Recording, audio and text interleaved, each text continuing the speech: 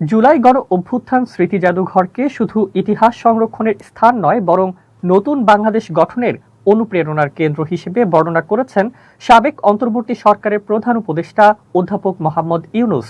তিনি বলেছেন, পথ হারালে এই জাদুঘরই জাতিকে নতুন পথ দেখাবে এবং ভবিষ্যৎ প্রজন্মকে দেশ গঠনের প্রেরণা যোগাবে। বুধবার রাজধানীতে জুলাই গণ অভ্যুত্থান স্মৃতি জাদুঘরের উদ্বোধনী অনুষ্ঠানে বক্তব্য দিতে গিয়ে অধ্যাপক মোহাম্মদ ইউনূস বলেন, আমরা পথ হারিয়ে ফেললে এখানে এসে পথ খুঁজে নেব।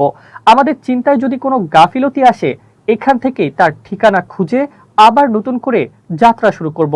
তিনি বলেন, বিশ্বের বিভিন্ন দেশে নানা ধরনের জাদুঘর থাকলেও এ জাদুঘরের বৈশিষ্ট্য ভিন্ন, কারণ এখানে বহু বছরের পুরনো ইতিহাস নয়, গণ অভ্যুত্থানের ঘটনাগুলো ঘটার সঙ্গে সঙ্গেই সংশ্লিষ্ট দলিল, স্মারক, নিদর্শন এবং মানুষের অনুভূতি সংগ্রহ করে সংরক্ষণ করা হয়েছে।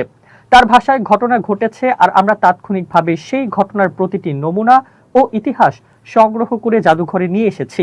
এটাই আমাদের ইতিহাস সংরক্ষণের এক নতুন অধ্যায়। জুলাই আন্দোলনে অংশ নেওয়া তরুণদের আত্মত্যাগের প্রসঙ্গ তুলে তিনি বলেন, অনেকেই কোনো পরিকল্পনা ছাড়াই নিজেদের অনুভূতি লিখে গেছেন।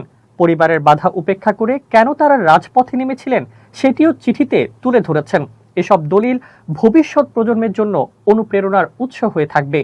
অধ্যাপক ইউনূস বলেন, দেশের প্রতিটি তরুণ যেন সেই চিঠিগুলোর লেখকদের মতো নতুন বাংলাদেশ করার স্বপ্ন নিয়ে এগিয়ে আসে। তিনি প্রত্যাশা ব্যক্ত করেন, প্রতিটি স্কুল কলেজের শিক্ষার্থী, তরুণ তরুণী এবং সাধারণ নাগরিক অন্তত একবার এই জাদুঘর পরিদর্শন করবেন। শুধু পরিদর্শন নয়, তারা যেন এখানে বসে নিজেদের স্বপ্ন, প্রত্যাশা ও ভবিষ্যতের পরিকল্পনাও লিখে রেখে যান।